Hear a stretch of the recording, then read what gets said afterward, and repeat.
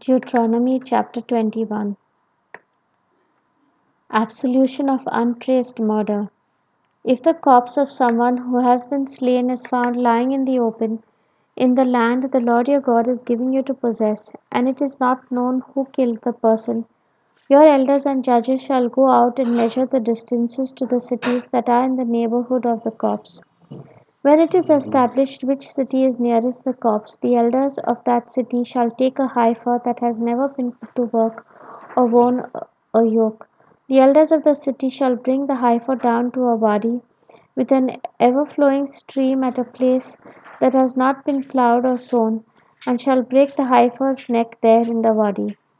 The priests, the descendants of Levi, shall come forward, for the Lord your God has chosen them to minister to him and to bless in the name of the Lord, and every case of dispute or assault shall be for them to decide.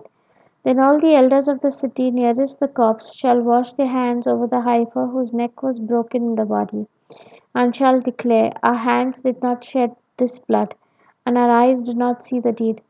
Absolve, O Lord, your people Israel, whom you have redeemed, and do not let the guilt of shedding innocent blood remain in the midst of your people Israel. Thus they shall be absolved from the guilt of bloodshed, and you shall purge the innocent blood from your midst, and do what is right in the eyes of the Lord. Marriage with a female captive.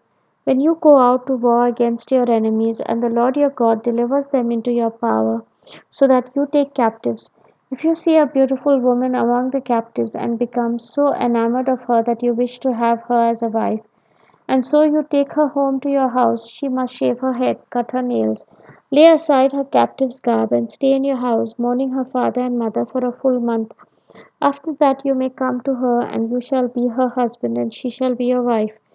If later on you lose your liking for her, you shall give her her freedom. If she wishes it, you must not sell her for money. Do not enslave her, since you have violated her. Rights of the firstborn. If a man has two wives, one loved and the other unloved, and if both the loved and the unloved bear him sons, but the firstborn is the son of the unloved wife, when he comes to bequeath his property to his sons, he may not consider as his firstborn the son of the wife he loves, in preference to the son of the wife he does not love, the firstborn.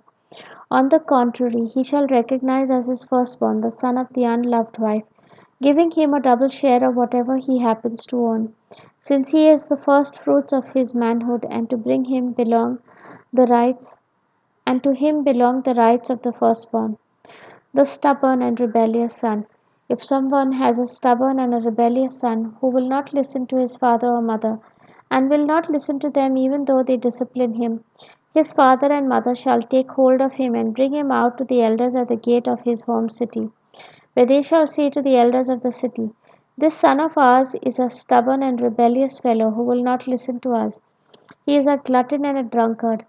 Then all his fellow citizens shall stone him to death. Thus shall you purge the evil from your midst, and all Israel will hear and be afraid. Corpse of a criminal. If a man guilty of a capital offense is put to death and you hang him on a tree, his corpse shall not remain on the tree overnight. You must bury it the same day. Anyone who is hanged is a curse of God. You shall not defile the land which the Lord your God is giving you as a heritage. The word of the Lord. Thanks be to God.